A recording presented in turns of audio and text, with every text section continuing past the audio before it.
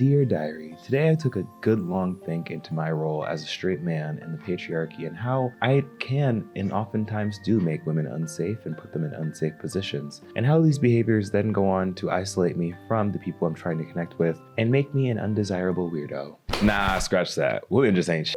Hey guys, what's up? It's Imurgency and welcome back to my channel. That was just a skit if you are new here and do not know who I am.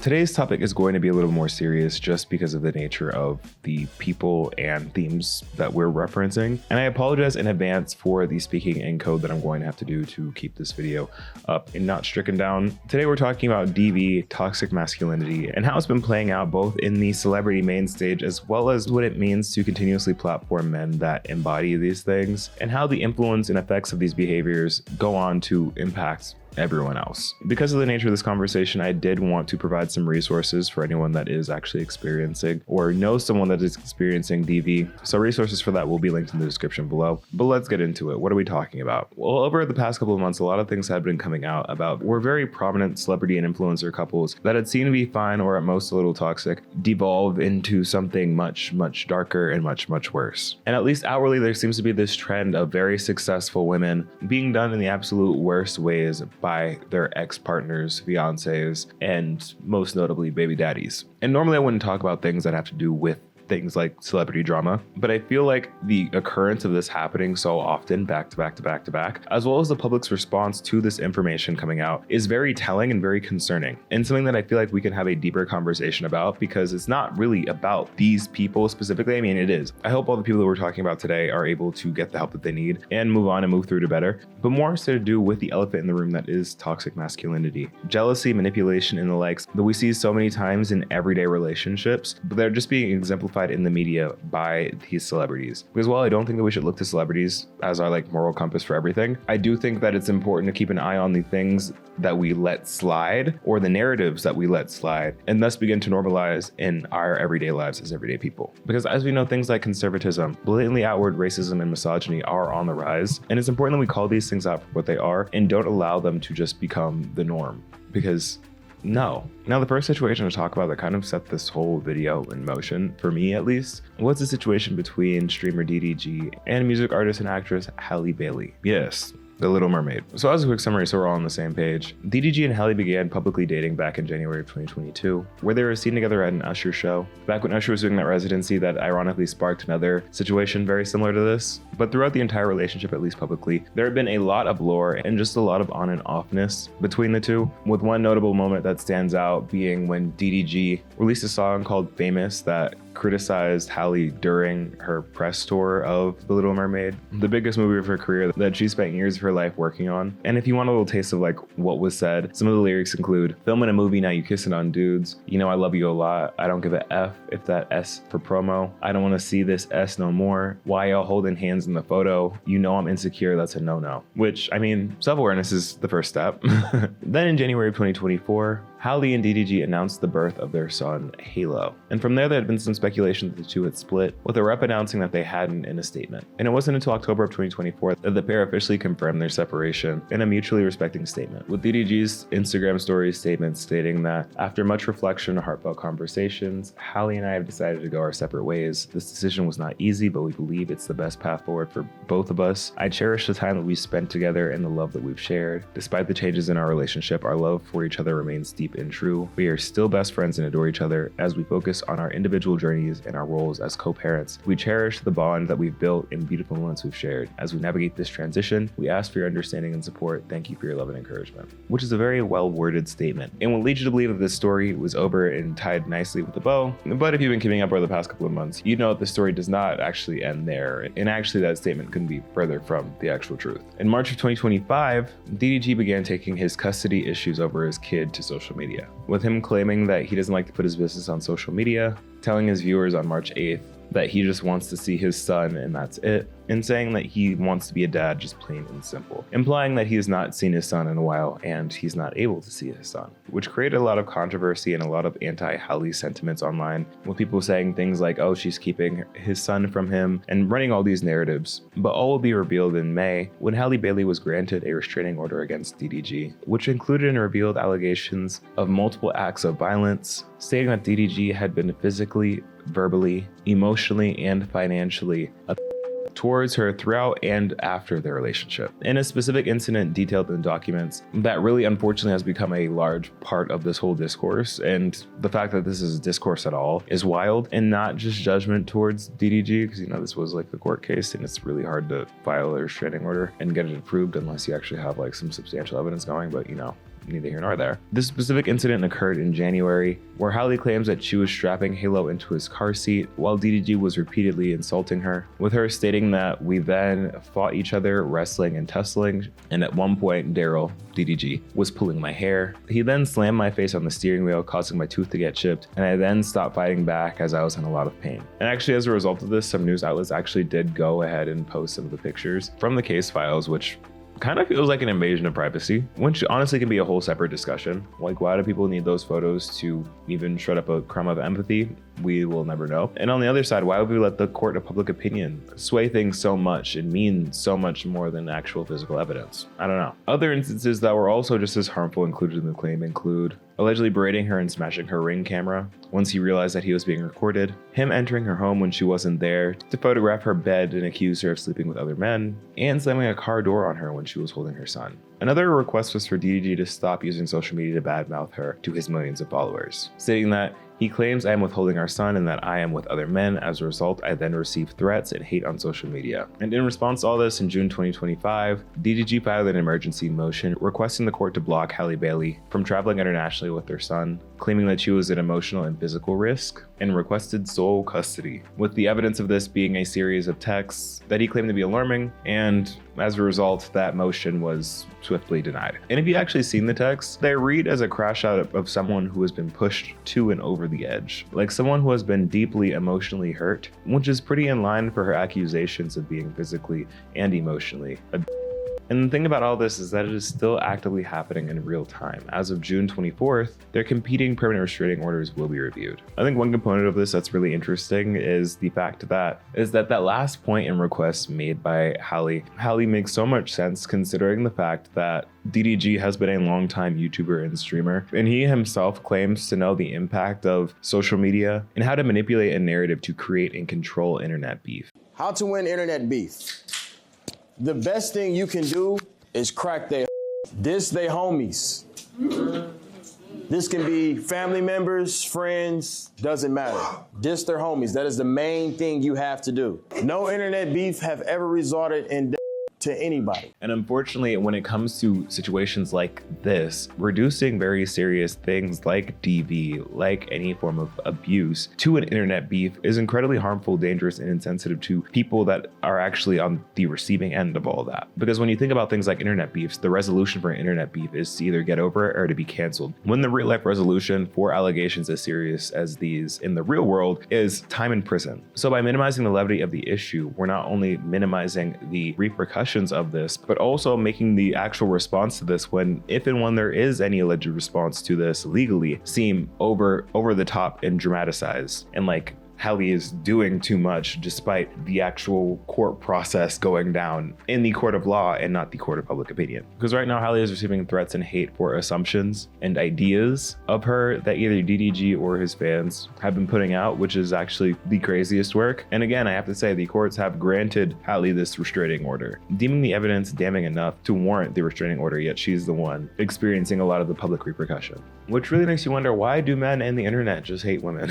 And that's just one example. Then you have things like the Tory, Lanez, and Megan Thee Stallion drama, where you have example of woman being harmed by man, the courts supporting the fact that woman was harmed by man, yet the public claiming that the woman is lying and crazy and making things up and out to get the black man, when that's not necessarily the case of what's going on here. And if you've been anywhere online, you've most definitely heard of this go down. But just as a summary for those that happened in 2020, Tory Lanez shot Megan Thee Stallion in the foot after a party at Kylie Jenner's. And in the original police statement, she said that she cut her foot with glass. And this is kind of where the internet court of opinion makes her out to seem like a liar or that she was changing her story, but she has explained in articles why she did that. It stated in a Motor article that in her video, Megan admitted that she did not tell the cops what happened, explaining that she thought that the LAPD was aggressive while recognizing that she should have been upfront immediately. I didn't get cut by no glass, but let me tell you why they're saying that. When the police came, they came because the neighbors called the police. The police come, I'm scared. All this S going on with the police, I didn't want to D-word. I didn't want the police to shoot me in case there was a N-word with a gun in the car with me. Essentially implying that despite what the court of public opinion is saying about how Megan and the courts are out to get a black man, Megan actively in that situation was trying to protect Tory. Because mind you, this was 2020 during the height of the Black Lives Matter movement with increasingly heightened tensions between black people and the police. And her being aware of that and being aware enough of like what this would look like and what could possibly happen to her and to Tory had she said that, yeah, there's a black guy with a gun in the car who just shot me. Like, you know, like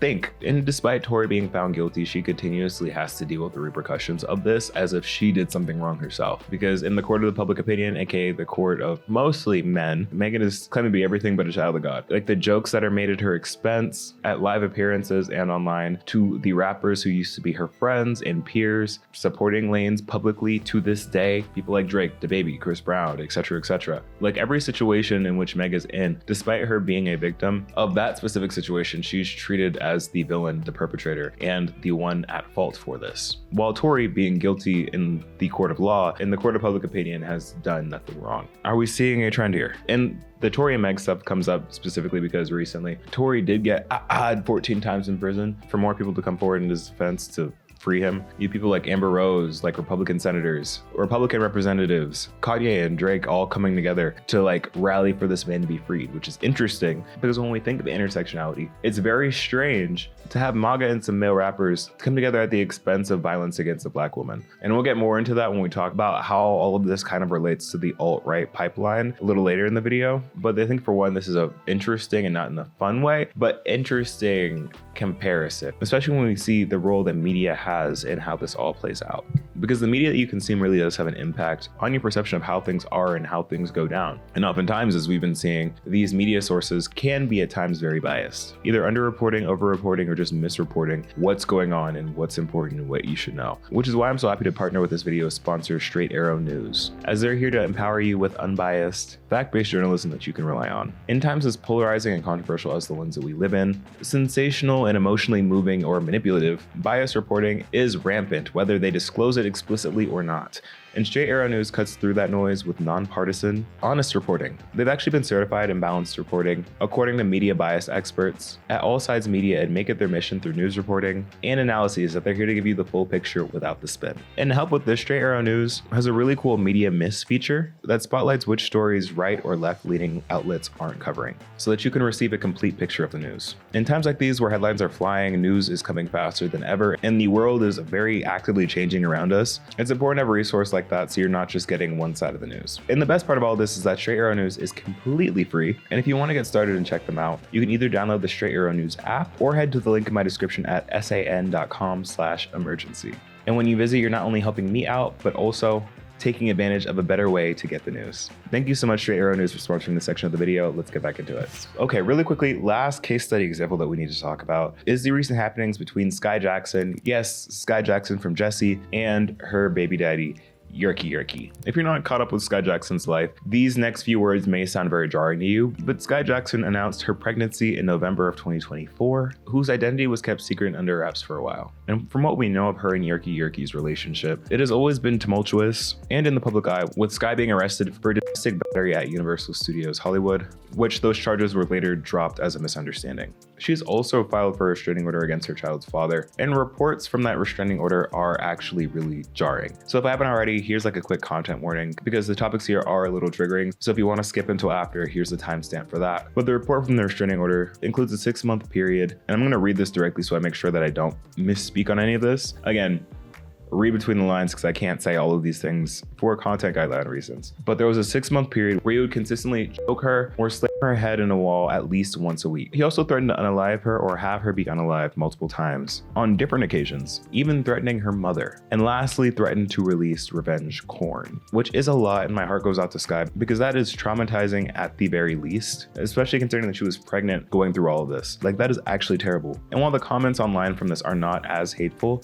as the previous 2 examples, a lot of the comments do turn on Skai, asking why she would be with him, how they even got together, how she allowed the relationship to continue, putting the onus of her abuse on her, as if there weren't many reasons that we just went through why it would not be easy to leave a situation like that, especially one that is consistently threatening your life. So let's take a step back and look at all these situations from a macro scale. In each of these scenarios, we do have to ask, why are the women in these situations always persecuted for speaking up, taking legal action, or just doing something about the violence against them? As you can probably imagine, the comments in these types of posts, articles, videos, whatever would have you, are riddled with things like, why didn't she leave earlier? She's lying, she's ruining her career, she's crazy, she knew what she was getting into. A lot of these projections that are put on women who are already in these situations. Like, I'm sure if you scroll through some of the comments on this video, you're gonna see something like that as well. Like, really, truly, why are general audiences, specifically men, oftentimes men, so quick to side with a man who presents no evidence to deny a woman's claims, especially when she actually does have evidence pointing to his guilt? And why isn't the first instinct to blame the abuser for the abuse and instead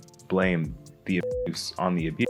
Like, people may say, like, innocent until proven guilty, but when it comes to situations like this, the innocent are often presumed to be guilty first and have to earn their innocence in the court of public opinion. And even then, it's very unlikely that that ever actually happens. And it brings us to the larger conversation, like we were talking about before, like this isn't just about celebrities, I promise. But like, if rich, famous, well-known, and well-loved women can go through DB in real time and have the case be publicly followed, and people still back the abuser, what message does that send to women and other victims who don't have a massive fan base, tons of expendable money to spend in court, an abundance of other resources in their corner? And on the other side, what message is that sending to other abusers who also don't have those resources, but are doing these things without the fear of having to deal with public scrutiny? Like, just something to think about. According to the CDC, 1 in 4 women and 1 in 7 men will experience physical violence by their intimate partner at some point during their lifetimes. About 1 in 3 women and nearly 1 in 6 men experience some form of schmexual violence during their lifetimes. Intimate partner violence,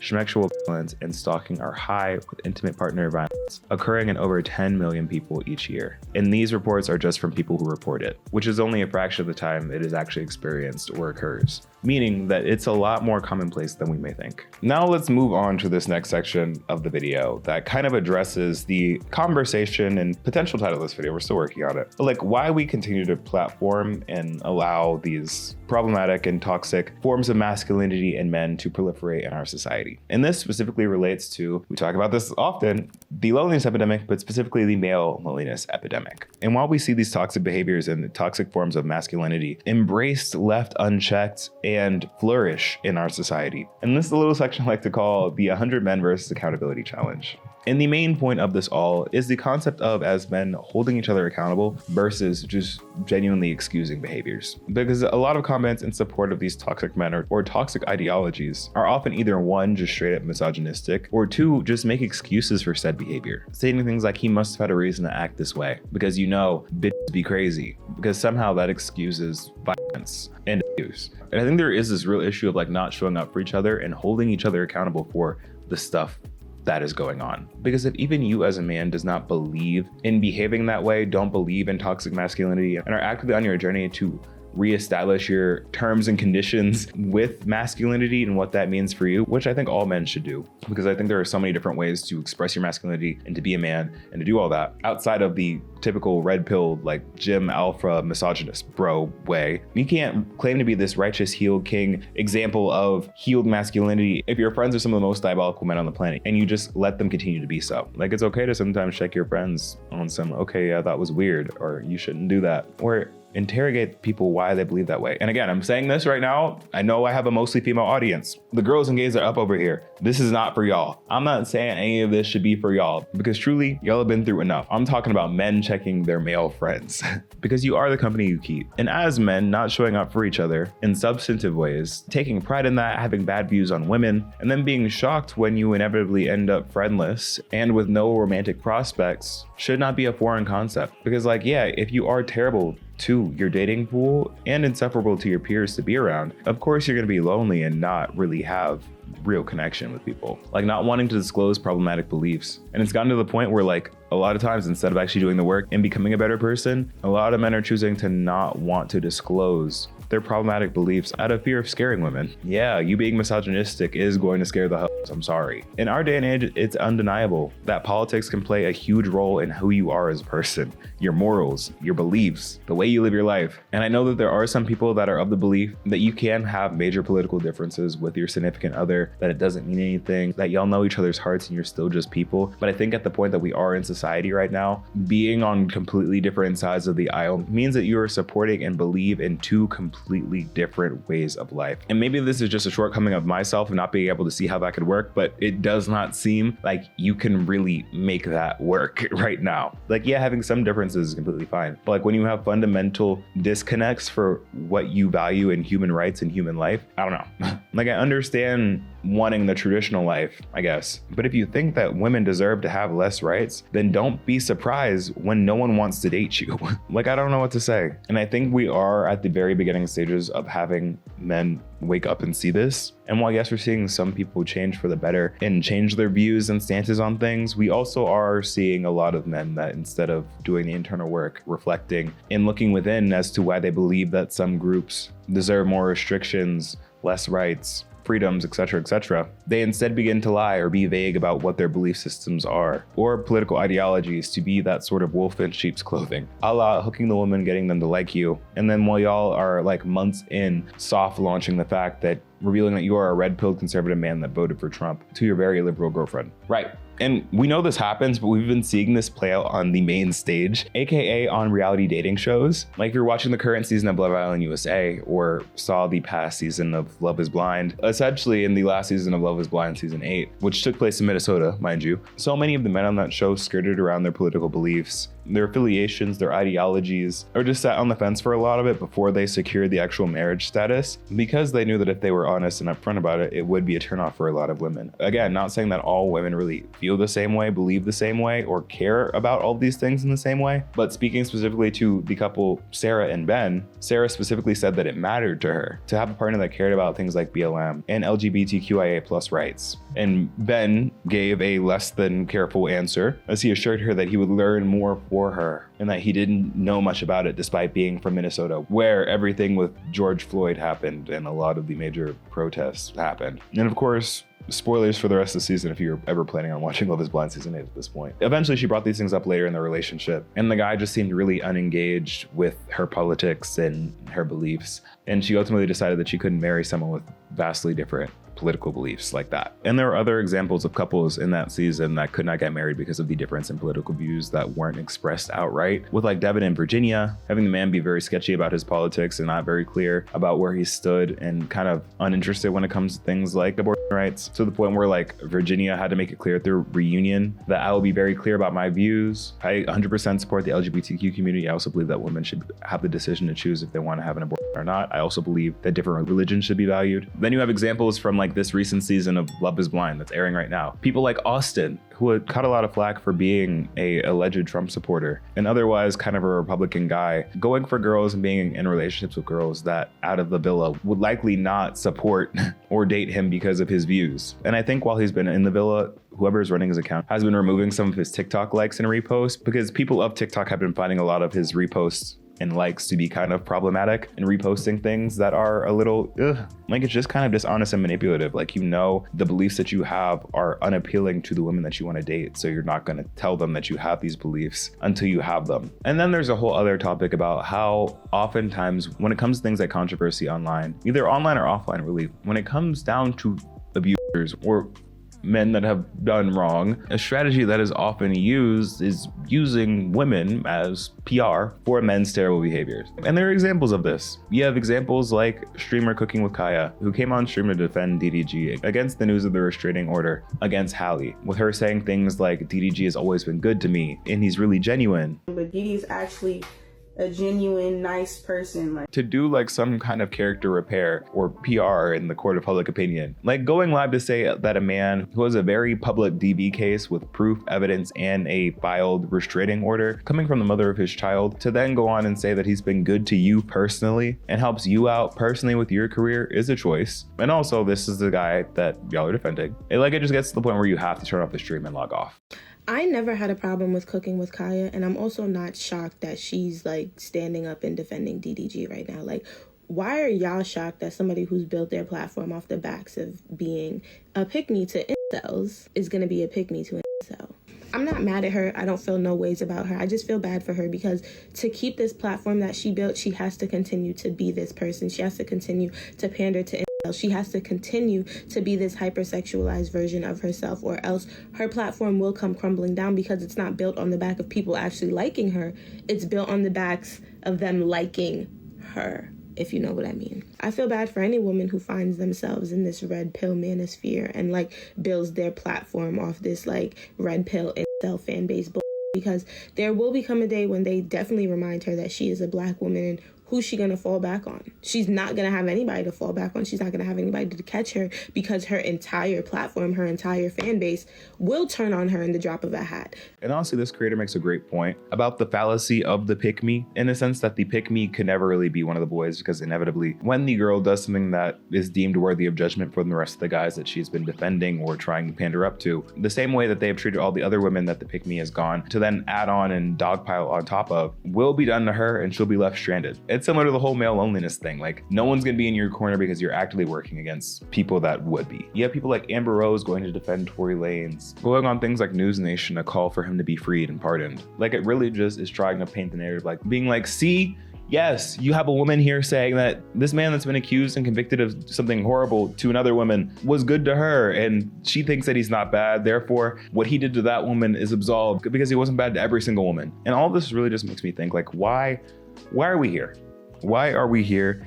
I mean, I know why we're here, misogyny and patriarchy, but like, why are people going to bat so hard for these people that, one, they don't know, two, don't know them, and three, are actually convicted or in the process of having legal processions for the terrible things that they have been documented to do to their partners and people that they're supposed to love? And my theory for this is that, by and large, people, often men, are afraid to hold these other men accountable and to truly see their actions for what they are, because for one, they've built a parasocial relationship with them the same way as any other stand-up has, and I've watched them for a long time, grown up with them, listened to their music, whatever, what have you. They have this weird sort of loyalty where they see themselves oftentimes in these public figures. So to call out the problematic behavior of these people that they've idolized or see themselves in or project themselves upon would also mean, to some extent, they would have to acknowledge and accept the fact that they could potentially share some of those traits, belief systems, and the fact that they are okay with that going on and still supporting them. Like, to condemn and implicate these people that they're looking up to would also mean that they would have to condemn and implicate themselves to some degree, which I think is a hard thing to do and something that a lot of people just don't want to do, because it's easier to subscribe to the narrative that these women want to put these famous and successful black men down versus the fact that they need to be held accountable for their actions. And last point I'll make for this video is sort of just like a question. Like, do these toxic men, the people that we've been talking about and the people that are in the public eye that have these very public cases, know that they are actively being drivers in the alt-right pipeline right now? Like, are they aware that that's what they're doing? Because I guess I get, on one hand, wanting to protect your image and not wanting to seem like you did all the bad stuff that you did do, but on like a macro scale, like, you'll have to know that the impact that this is having on your audiences, or the audiences of people that are defending, talking about, or making dissenting statements towards these victims, are driving droves and droves of people, specifically young people, down the alt-right pipeline, because this is how it starts. It's the incelification of online audiences. Like, every form of media has like an alt-right pipeline. It's been best documented with YouTube because it's been a platform that's been around for a while, but it's happening on every platform. Like, you have many people, especially men, that have noticed that as you watch more suggested videos on topics like these, the more right-leaning they get, whether or not that's your political ideology or not. There was actually an article talking about YouTube red pilling back in 2019 that shared a story of a guy named Caleb Kane, who was an ex-alt-right person, who was a lost and confused liberal arts college dropout, who didn't know his place in the world and got sucked into alt-right beliefs through YouTube. He claimed it was something akin to a rabbit hole, And that's where he began to get brainwashed by far-right YouTube personalities. He's quoted as saying, "I just kept falling deeper and deeper into this, and it appealed to me because it made me feel a sense of belonging." Ooh. Do we see the connection here with the male loneliness epidemic? How this also is a cyclical driver into the alt-right pipeline? Despite it being a scary and hateful place, it's still going down that pipeline, and being with those people did give him a sense of community. Like, YouTube as a platform has a history of like having red pill content and leading men down this alt-right pipeline. But this is now being seen extended to places like streamers on Twitch, Kick, whatever would have you, and places like Twitter, being the new frontier of radicalization. Like, of course you feel like the in-group and have a sense of belonging when streamers are live all the time, and sometimes with other friends and other streamers. It's almost like performing the essence of community of friendship, seeing people all be in a group of friends to live vicariously through them. But what happens oftentimes, especially when it is streamers that are being a part of these very serious cases, is that it makes people adopt a lot of these dog whistles and soft launching alt-right ideas, like women being liars, going out to take down men, other forms of misogyny in passing, as well as showing examples of like women only being on streams as props, and other forms of softcore content that are shown on these streams. Now think back to the people who are surrounding these men, right? Let's think about DDG right now, because he's recently been a professor on Streamer University. He's friends with a lot of other huge streamers, and he's very tapped in. And a lot of the content that they put out, whether that be the clips or the actual streams, put out a lot of dog whistles, or at least are a soft launch into a lot of alt-right ideology like we've been talking about. So I think it does come down, like, men who use misogynistic, homophobic language, use women as props and schmexual guest stars, defending known abusers, signaling that like the media got them wrong, or like they're trying to paint him out to be the bad guy when he's not, creating this form of hero out of someone who has done wrong by people. To viewers, young impressionable viewers, has sort of started to become the norm. And whether these streamers, influencers, public figures are not mean to, they are guiding other young men into this ideology, or at least serving as a launching pad. Like, I mean, like, look what happened with PewDiePie's audience, you know? And I guess to close, this is all to say that I think we need to be really intentional about the conversations that we're having and the people that we continue to platform and give our energy to. Because I think if this goes unchecked, we're setting some very dangerous precedents and moving ourselves further and further back in terms of resources and justice for survivors of abuse and young impressionable audiences. But yeah, I feel like I've yapped enough. Now I want to hear from you. What do you think about all of this? I'd love to know all your thoughts down in the comment section below. Again, if you're new, then definitely subscribe, leave a like, and follow me on my social media at Imurgency on Instagram, TikTok, and Twitter. Thanks again, Straight Arrow News, for sponsoring this video. Don't forget to head over to san.com/Imurgency to try it out. But other than that, y'all, I've been Imurgency, and I will see you in the next video. Peace.